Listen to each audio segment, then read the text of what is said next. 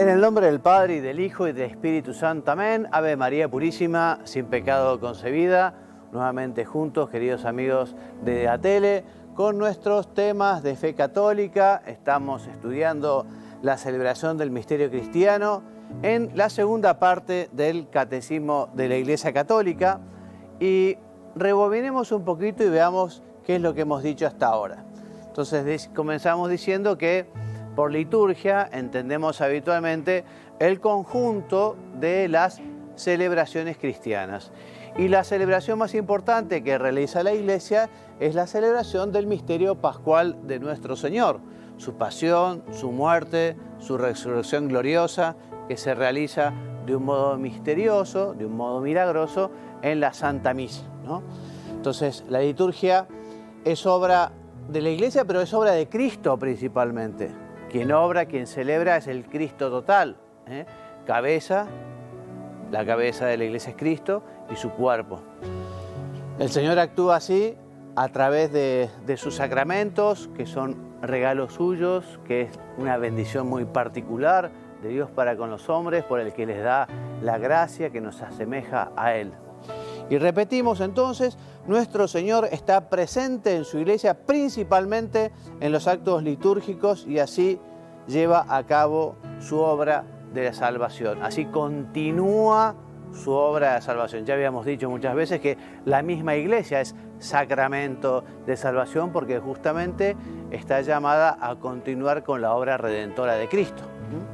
Bueno, hablamos que la liturgia es obra de la Santísima Trinidad, obra del Padre que nos bendice, obra del Hijo que se encarnó y nos redimió, obra del Espíritu Santo que continúa santificándonos. Dijimos que el misterio pascual de los sacramentos, ¿no?, en el cual toda la vida litúrgica de la Iglesia gravita en torno al sacrificio eucarístico. Los sacramentos son de la Iglesia, son para la Iglesia, ¿no? La Iglesia vive de la Eucaristía, ¿no?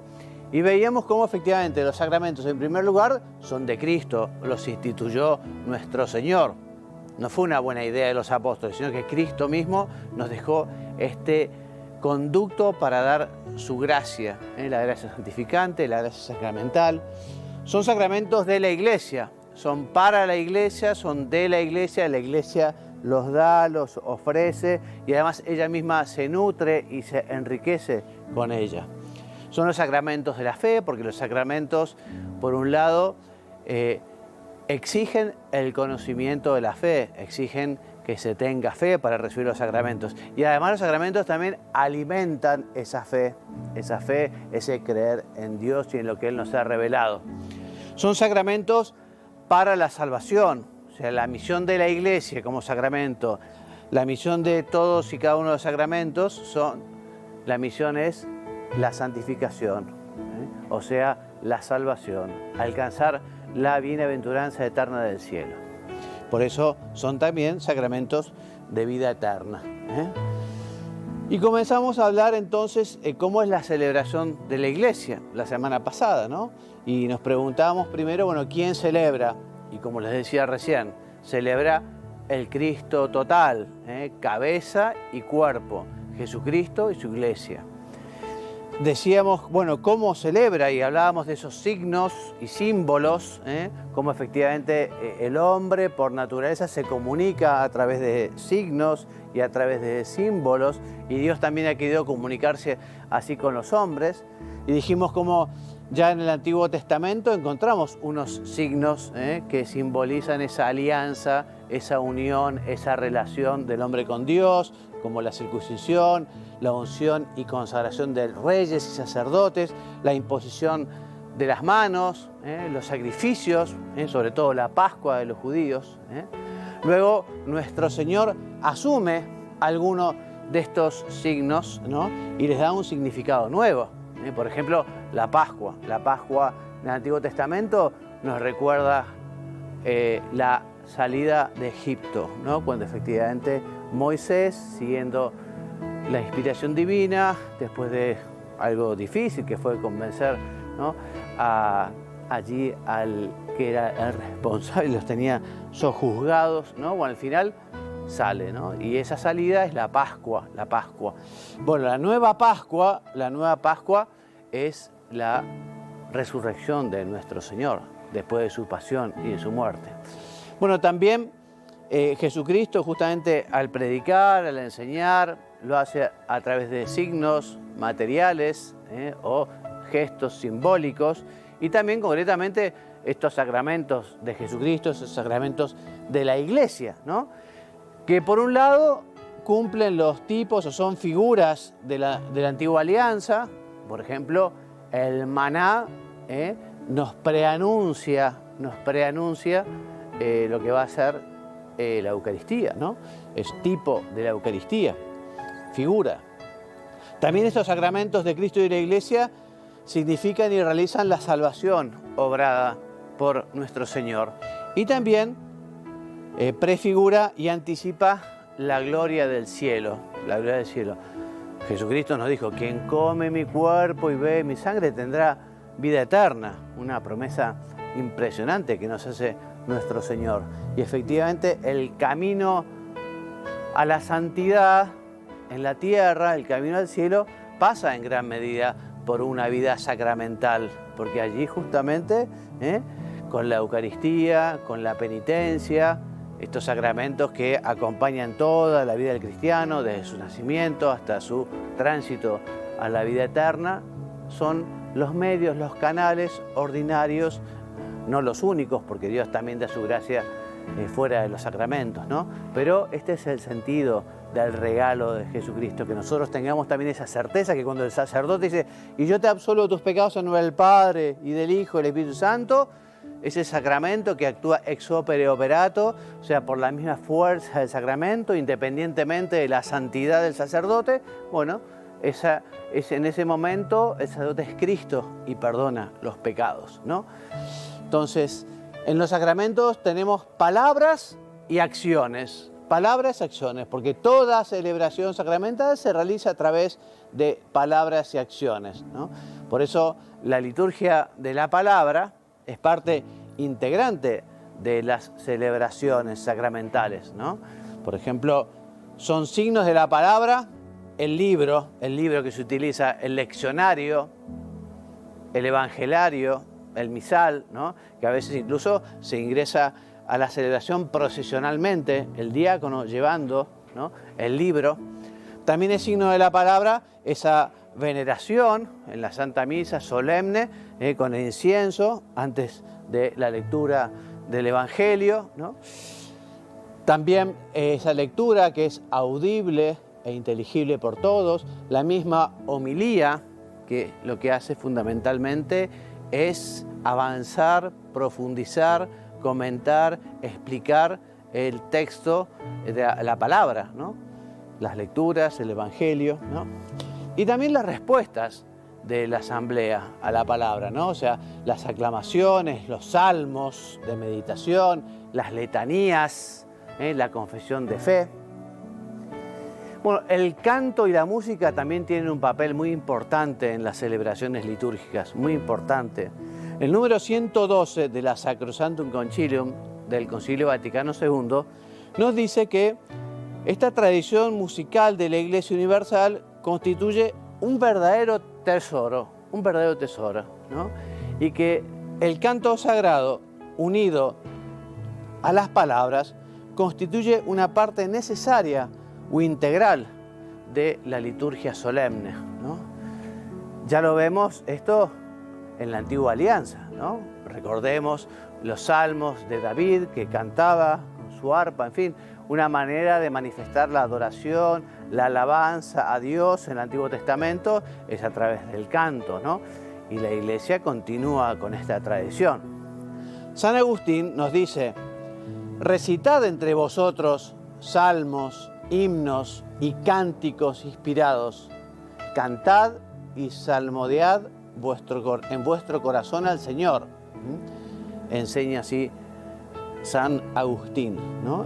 Y se dice que él habría afirmado, ¿no?, que el que canta ora dos veces, ¿no? Efectivamente, obviamente, el canto tiene que ir en sintonía con el corazón, tiene que haber esa intención, ¿no? Y por eso, al ser tan importante la música, al ser tan importante el canto, hay que tener en cuenta algunos criterios importantes a la hora justamente de crear o de cantar esas obras, ¿no? Por un lado, el canto tiene que ser una expresión de oración. Tiene que ser, hay que tener en cuenta la belleza expresiva de la oración. Realmente que sea un canto que sea algo bello de escuchar. También se invita a que participe toda la asamblea, todos los que celebran. A veces hay un coro, también a veces hay un solista, pero es sumamente oportuno y conveniente que en los cantos en la liturgia participen todos los presentes, ¿no? Y además el canto le da un carácter solemne a la celebración. Siempre la Iglesia ha recomendado también el canto litúrgico como el gregoriano, por ejemplo, ¿no? El uso del órgano, en fin, también sí, se puede utilizar otros instrumentos y además también es importante que haya una cierta inculturación, o sea que es muy bueno y oportuno que el pueblo de Dios en aquel territorio también dé lo mejor de sí en cuanto al canto y a la música. Por eso dice aquí, la armonía de los signos, el canto, música, palabras, acciones, es más expresiva y fecunda cuando expresa la riqueza cultural del pueblo que celebra, ¿no? O sea que la inculturación de la fe se manifiesta también en los cantos, en el lugar donde se celebra, ¿no? Por eso, foméntese con empeño el canto religioso popular. Los textos deben estar de acuerdo a la doctrina católica. Evidentemente no puede haber textos que contradigan las enseñanzas de la Iglesia, ¿no? Y más aún, es muy oportuno y conveniente tomar esos textos principalmente de la Sagrada Escritura o de otras fuentes litúrgicas. Como también en la Iglesia tenemos una gran veneración por las imágenes, ¿no? Porque efectivamente la imagen es el icono de Cristo. Básicamente nos lleva a Cristo, ¿no? También la de la Virgen, ya lo veremos, también la de los santos nos llevan a Cristo, ¿no? Y qué error tan garrafal aquello de que dicen, no, ustedes los católicos adoran las imágenes. Pero ¿cómo vamos a adorar las imágenes? La imagen lo que hace es recordarnos a la persona que amamos, a la persona de Cristo, ¿no? A la Virgen, la Madre de Dios, ¿no? O sea, uno no adora ese papel o ese trozo, digamos, de mármol o de madera, sino que justamente nos invita a la unión con la persona de Cristo, con la persona de la Iglesia, ¿no? O sea, el error iconoclasta, o sea, el error del rechazo de las imágenes fue condenado por la Iglesia, ¿no? Entonces, por eso la iconografía cristiana enseña mediante la imagen el mensaje evangélico de la Sagrada Escritura, que se transmite mediante la palabra. De hecho, cuando en la antigüedad eran pocas las personas que tenían la posibilidad de saber leer o eran pocos los libros, bueno, justamente las imágenes que adornaban las iglesias eran una gran catequesis, ¿no? Esos retablos con las esculturas o imágenes de los principales misterios de la fe. Entonces, imagen y palabra se esclarecen mutuamente, y todos los signos de la celebración litúrgica hacen referencia a Cristo. También las imágenes sagradas, como te decía, de la Santísima Virgen, Madre de Dios, de los santos, pues significan a Cristo, que es glorificado en ellos, ¿no? Vamos a ver ahora cuándo celebrar. Pero antes vamos a hacer un corte y lo vamos a escuchar a Munilla, que con su enseñanza y sus comentarios al compendio del Catecismo. Número 242. ¿Cuál es la función del año litúrgico? La respuesta es, la función del año litúrgico es celebrar todo el misterio de Cristo, desde la encarnación hasta su retorno glorioso, En días determinados la Iglesia venera con especial amor a María, la bienaventurada Madre de Dios, y hace también memoria de los santos que vivieron para Cristo, con Él padecieron y con Él han sido glorificados. Bueno, el día central para la celebración litúrgica es el domingo, el día de la semana, pero al mismo tiempo todo el año conforma un año litúrgico. Un año litúrgico que no comienza el 1 de enero y termina el 31 de diciembre como el año civil, sino que comienza con el Adviento y concluye con la solemnidad de Cristo Rey. Pero es un año litúrgico en el que ¿qué es lo que hacemos en el año litúrgico? Pues yo definiría con esta expresión: celebrar a Jesucristo. O sea, la Iglesia celebra a Jesucristo. ¿Y por qué celebramos a Jesucristo todo un año? Y además después el año siguiente, vuelta, ¿no? De una manera cíclica. Y el año siguiente, vuelta. Pues porque es lo mejor que nos ha pasado en esta vida, ¿no? Lo mejor de nuestra vida es haberle conocido. Lo mejor de nuestra vida es haber conocido a Jesucristo. Entonces, de Él nunca diremos lo suficiente, nunca le conoceremos con la suficiente profundidad, nunca le amaremos, ¿no?, debidamente. Para Él siempre es nuevo. Conocer a Jesucristo siempre es una eterna novedad. Y tenemos la ilusión de que el próximo año litúrgico pues todavía vamos a poder profundizar más en su misterio, ¿no? Un año litúrgico tiene la razón de ser de celebrar a Jesucristo. El hombre es celebrativo y cuando se encuentra con un tesoro, lo que no puede ser es que lo tape, no, lo celebra, lo comparte, ¿no? Lo baila, lo canta, y de esa manera crece en conciencia del tesoro que ha descubierto, ¿no? Celebramos a Jesucristo en todo el misterio de su vida, desde la encarnación hasta la parusía, hasta su retorno. Más todavía, podríamos decir que incluso antes de la encarnación, también en la Iglesia, en el tiempo de Adviento, está también viviendo la expectativa de Israel que esperaba la llegada del Hijo de Dios, del Mesías, ¿no? Ojalá que se rasgase el cielo y Dios viniese a nosotros, ¿no? Ese es el Maranatá, ven Señor Jesús, es la espera. O sea, celebramos el misterio de Jesucristo incluso antes de su encarnación, en la espera a Jesucristo, y también más allá de su ascensión a los cielos y Pentecostés, en la espera de su retorno glorioso, ¿no? Sabiendo que de todo el año litúrgico, ¿cuál es, digamos, el eje central de todo el año litúrgico, de esos 365 días vividos litúrgicamente? El eje, el punto central es la Pascua, la celebración de la Pascua del Señor, del misterio de su muerte y resurrección. Es el lugar central. Se fue, dentro de la configuración de la liturgia de la Iglesia, la piedra sobre la que fue girando todo el año litúrgico. Y por cierto, es interesante saber que en el Concilio de Nicea, en el año 325, todas las iglesias se pusieron, me refiero, pues, porque también, hombre, iglesia había una, ¿no? Pero es verdad que habían tradiciones orientales y occidentales muy distintas, y en el Concilio de Nicea, 325, todas esas iglesias se pusieron de acuerdo para celebrar la Pascua cristiana el domingo que sigue al plenilunio, que se llama el día 14 del mes Nisan. Es un calendario lunar que desde la Sagrada Escritura sabemos que la Pascua del Señor acontece en ese día, ¿no? El día 14 del mes Nisan. Entonces se pusieron de acuerdo todas las iglesias en celebrarlo en ese día. Pero luego ocurrió que en el año 1582 un papa, el Papa Gregorio XIII, hizo una reforma del calendario, introdujo el llamado calendario gregoriano, y entonces se desordenó la celebración de esa fecha de la Pascua. Y desde entonces hay un pequeño lío, porque las iglesias orientales, los occidentales, no celebran en el mismo día la Pascua.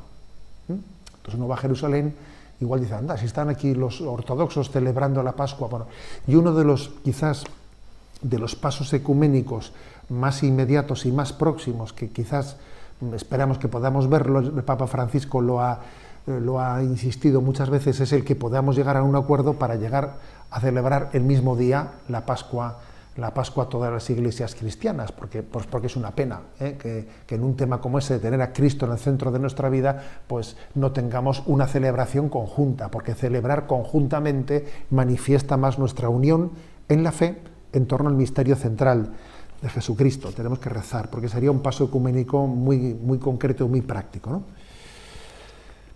También digamos lo siguiente, que bueno, dice este punto, ¿no?, que estamos comentando, el 242, celebramos a Jesucristo, los misterios de su vida, pero al mismo tiempo, a lo largo de todo el año litúrgico, se reparte el santoral, la celebración de todos los santos a lo largo de todo el año, ¿no? Y la celebración de los santos, ¿no?, pues en todos los diversos días, cada día del año se celebran muchos santos en un solo día, ¿no? Son como el fruto de la redención de Cristo. Son como el misterio pascual, porque la muerte y resurrección de Jesucristo, por ejemplo, ha acontecido en los mártires, en todos los mártires cuya fiesta litúrgica celebramos, ¿no? Luego, la celebración de los santos no nos descentra de la centralidad de Jesucristo. El calendario litúrgico es cristocéntrico, y la celebración de los santos está proclamando el fruto de la redención de Jesucristo.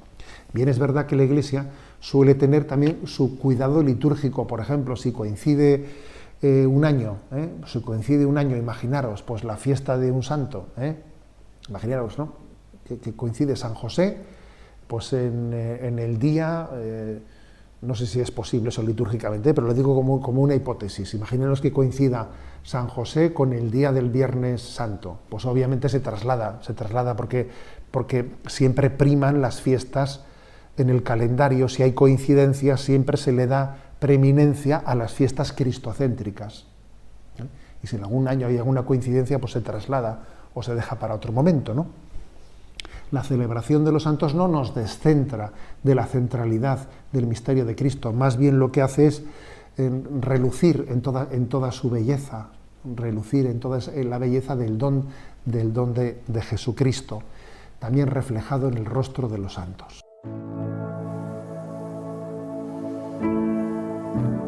Bueno, ya hemos visto a Monseñor Munilla, que nos adelantó justamente sobre el significado del tiempo litúrgico, ¿no? Así que vamos a profundizar un poquito en el tema. Monseñor Munilla nos habló del compendio, ahora vamos un poco a la fuente del catecismo, ¿no? Entonces, recordemos que el misterio de Cristo muerto y resucitado, el misterio pascual, es central en la liturgia, ¿no? Y justamente es el domingo es el día del Señor. El domingo es el día de la resurrección.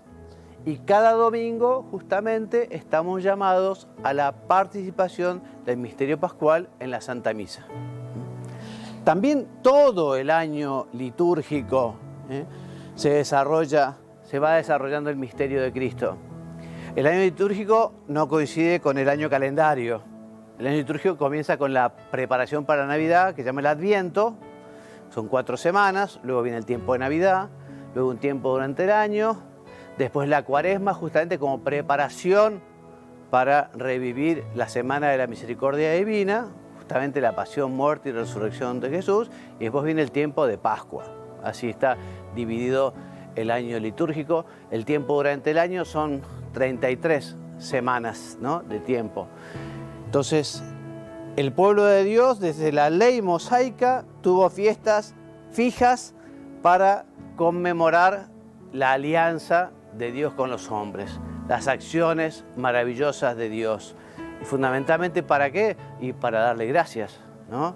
Para perpetuar su recuerdo y enseñar a las nuevas generaciones a conformar con ella su conducta. Y en el tiempo de la Iglesia, la liturgia, celebrada en días fijos, está impregnada del misterio de Cristo, ¿no? Central, el Día del Señor, el domingo. Les recomiendo la lectura de la carta del Papa San Juan Pablo II, Dies Domini, el Día del Señor, el domingo.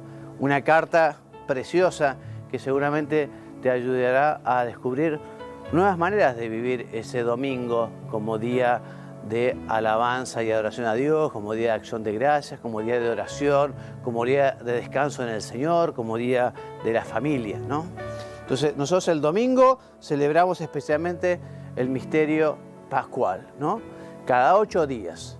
Por eso el día de la resurrección de Cristo es a la vez el primer día de la semana, memorial del primer día de la creación, y el 8º día en que Cristo inaugura el día que no conoce ocaso, el día que no conoce ocaso, porque efectivamente el misterio pascual celebrado en la Santa Misa se actualiza, se hace presente, no es algo que pasó en la historia, participa de la eternidad del sacrificio de Cristo, ¿no?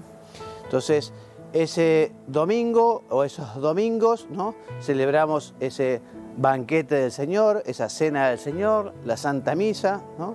Y aquí los fieles encuentran al Señor resucitado.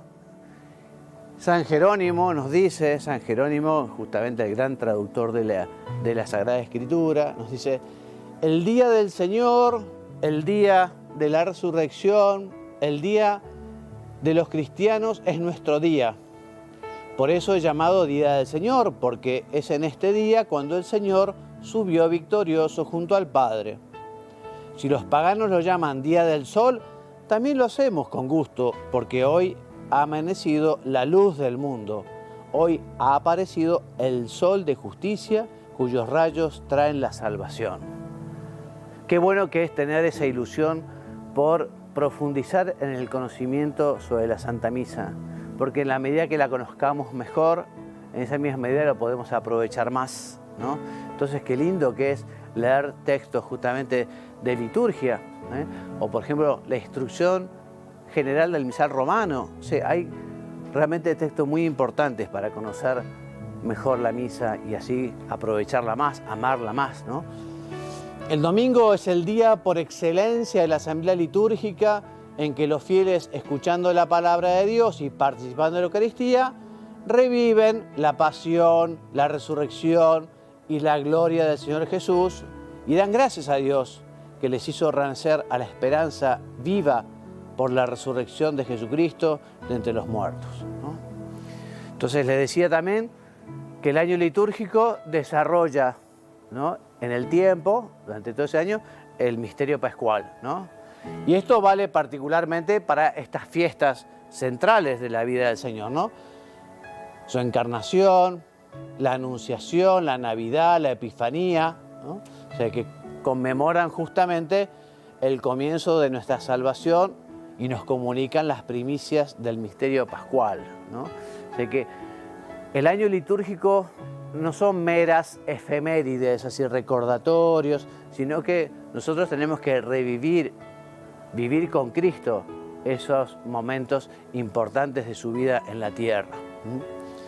Y la Pascua, te decía, no es simplemente una fiesta entre otras fiestas, sino que es la fiesta de las fiestas, la solemnidad de las solemnidades, como también la Eucaristía es el sacramento de los sacramentos. Ya desde el Concilio de Nicea, año 325, la Pascua se celebra el domingo, ¿no?, siguiente al pleniunio, que es el 14 del mes de Nisan. Es un calendario lunar, ¿no? Por eso ustedes habrán visto que Semana Santa, Sábado Santo, Domingo de Resurrección, cae días diferentes en el año. No cae siempre como, no sé, el 25 de diciembre, siempre es 25 de diciembre, digamos, ¿no? Pero en cambio la Pascua cambia porque justamente sigue el pleniunio, ¿no? O sea, sigue el calendario lunar. También durante el año litúrgico celebramos algunos santos, ¿no? Especialmente a la Santísima Virgen, Madre de Dios, la Madre de nuestro Señor, y nos da muchísimo gusto y con muchísimo cariño celebramos sus fiestas, sus solemnidades, ¿no? En ella la Iglesia, ¿no?, mira y exalta el fruto excelente de la redención, ¿no? O sea que en la Virgen María vemos cuál es el fruto, Cristo mismo. Cristo, la Virgen nos da a Cristo. Y la Iglesia también contempla a la Virgen y meditando y reflexionando sobre ella, porque es lo que la Iglesia quiere llegar a ser. La Iglesia espera ser como la Santísima Virgen, ¿no? Entonces, y también la Iglesia hace memoria de los mártires y de los demás santos que propone a todos los hombres, a todos los fieles, como ejemplos, ¿no? En la Iglesia se reza la llamada liturgia de las horas, también se llama oficio divino, también se dice el breviario, ¿no? Que es una oración que se reza durante el curso del día y parte de la noche con la idea, con el fin, con el objetivo de alabar a Dios, ¿no? Es una oración pública de la Iglesia en la cual los fieles, sean clérigos, religiosos, laicos, ejercen su sacerdocio común, el sacerdocio de los bautizados, ¿no? Es la misma esposa, la Iglesia, la que habla, la que alaba al esposo, Cristo. Es la oración de Cristo con su mismo cuerpo que hace al Padre. La oración de Cristo cabeza, con su cuerpo que es la Iglesia, agradeciendo al Padre. Los pastores de almas, los sacerdotes, rezarán el oficio litúrgico o el oficio divino, pero también procurarán que la liturgia de las horas se recen, especialmente de las vísperas, ¿no? En comunidad, los días domingo o las fiestas solemnes. Y también todos los fieles laicos están invitados a rezar el oficio divino, porque justamente la liturgia de las horas está llamada a ser la oración de todo el pueblo de Dios. Así que celebrar la liturgia de las horas exige armonizar la voz con el corazón y adquirir una instrucción litúrgica y bíblica más rica, especialmente sobre los salmos, porque efectivamente cada parte del oficio divino está compuesto por salmos, ¿no? O sea, se suele empezar con un oficio de lectura, luego se reza por la mañana, laudes con sus salmos, una hora intermedia, a la noche las vísperas con sus salmos, incluso por la noche las completas también con sus salmos, así que en fin, es esa oración que llega al cielo y que tiene que ser como una ofrenda hecha a Dios, una oración que sube al cielo. La liturgia de las horas es como una prolongación de la celebración eucarística que acoge las devociones del pueblo de Dios, particularmente la adoración y el culto al Santísimo Sacramento. Y veamos ahora dónde celebrar. Porque si bien el culto no está ligado a un lugar exclusivo, ¿no? Pero los cristianos han construido edificios destinados al culto divino, ¿no? Las iglesias justamente son lugares de reunión para dar culto a Dios, para celebrar. Las iglesias significan y manifiestan esa iglesia que vive en ese lugar, porque allí se celebra la Sagrada Eucaristía, se reúnen los fieles, se venera la presencia del Hijo de Dios en el sagrario, ¿no? Y qué lindo que es que efectivamente esas iglesias manifiesten el amor de ese pueblo. Cuando vemos las catedrales medievales, ¿no? Pensamos, bueno, cuánta fe.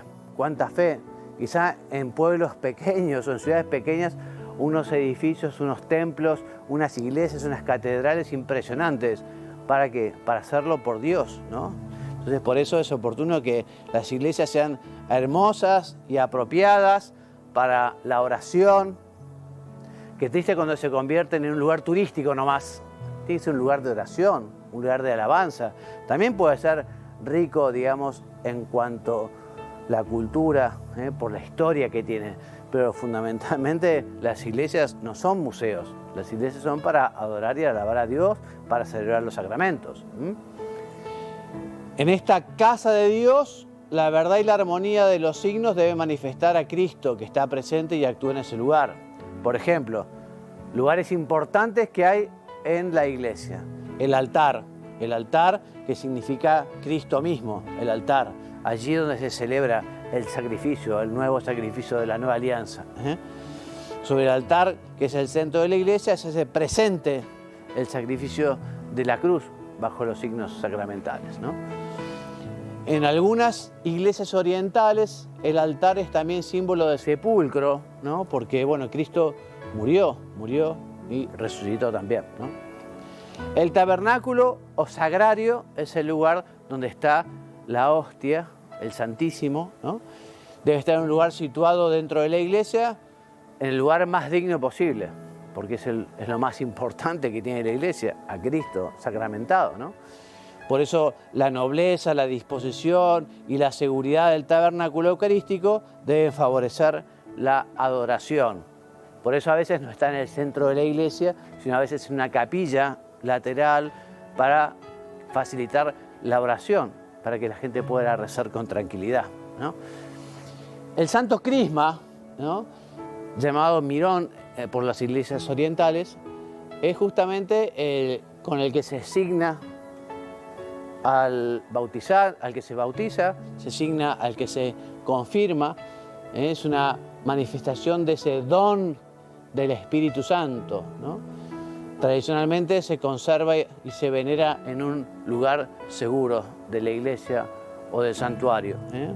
Se puede colocar junto a él también el llamado óleo de los catecúmenos y también el óleo de los enfermos, para la unción. La sede también llamada cátedra, ¿no?, es el lugar donde el sacerdote preside la Santa Misa, ¿no? Y justamente significa ese lugar el oficio de presidente de la asamblea y director de la oración. El ambón, donde se lee la Sagrada Escritura, ¿no?, nos recuerda que la dignidad de la palabra de Dios exige que en la iglesia haya un sitio reservado para su anuncio, un lugar visible, un lugar que se escuche, ¿no? La reunión del pueblo de Dios comienza por el bautismo, entonces conviene que en las iglesias haya o un bautisterio, a veces exento de la iglesia, o que la pila bautismal esté en un lugar así importante, que tenga su lugar para la celebración del primero de los sacramentos, ¿no? También tendrá que haber en la iglesia un lugar para poder confesarse, para poder arrepentirse, para poder vivir la penitencia, ¿no? Entonces, ese lugar puede ser un confesionario. Será conveniente que haya confesionario con rejilla, porque también el que se confiesa tiene el derecho al anonimato y no hace falta que dé la cara o no hace falta que diga quién es. Entonces, pero sí que haya un lugar que exprese justamente el arrepentimiento y la recepción del perdón, lo cual exige asimismo un lugar apropiado, ¿eh? El templo también tiene que ser un espacio que invite al recogimiento, a la oración silenciosa, que se prolonga, ¿no?, que sea un lugar que se pueda rezar y se rece bien, se rece tranquilo. Tan importante, ¿no?, que las iglesias estén abiertas para poder rezar, ¿no? Recordemos que la iglesia simboliza la casa paterna, allí donde volvió el hijo pródigo, ¿no? Entonces allí justamente el Señor nos espera con sus brazos abiertos. Digamos dos palabras, porque ya estamos en la hora, que en la iglesia existen diversas maneras de rezar o de realizar la liturgia. Uno es el misterio de Cristo muerto y resucitado, pero se puede celebrar de diversas maneras. Hay distintas tradiciones litúrgicas, ¿no?, que la iglesia respeta, ¿no? El rito latino, el rito romano, ¿no?, es el que rezamos nosotros, ¿no? También hay otros ritos latinos que no es propiamente el romano, como el ambrosiano o el hispánico visigótico, ¿no? Y también existen otros ritos que son católicos, pero la forma de celebración, ¿no?, es diferente. Los ritos bizantinos, el alejandrino o copto, el siríaco, el armenio, el maronita, el caldeo, ¿no? Y decimos que justamente la Santa Madre Iglesia concede igual derecho y honor a todos los ritos legítimamente reconocidos y quiere que en el futuro se conserven y fomenten por todos los medios, ¿no? Y la última idea, que justamente la liturgia ingresa en la cultura de los pueblos, ¿no? O sea que efectivamente la liturgia se relaciona con la cultura, ¿no? Y justamente es importante que esa cultura también esté acorde, digamos, al misterio de la iglesia, ¿no? Por eso la adaptación a las culturas exige también la conversión del corazón y, si es preciso, rupturas con hábitos ancestrales que sean incompatibles con la fe católica, ¿no? Si en un lugar hay ritos, no sé, ritos que contradicen la dignidad de la persona, evidentemente esos ritos no podrán incorporarse esa forma de manifestar la adoración a Dios. Bueno, y así terminamos entonces nuestra charla de hoy. Si esta la semana que viene continuaremos entonces con estas maravillas de la liturgia, que es el culmen de la teología. Es una liturgia que no solo para conocerla, sino para vivirla y así manifestarle a Dios lo mucho que lo queremos. Me despido enviándole la bendición, que Dios los bendiga y los haga muy santos. Amén.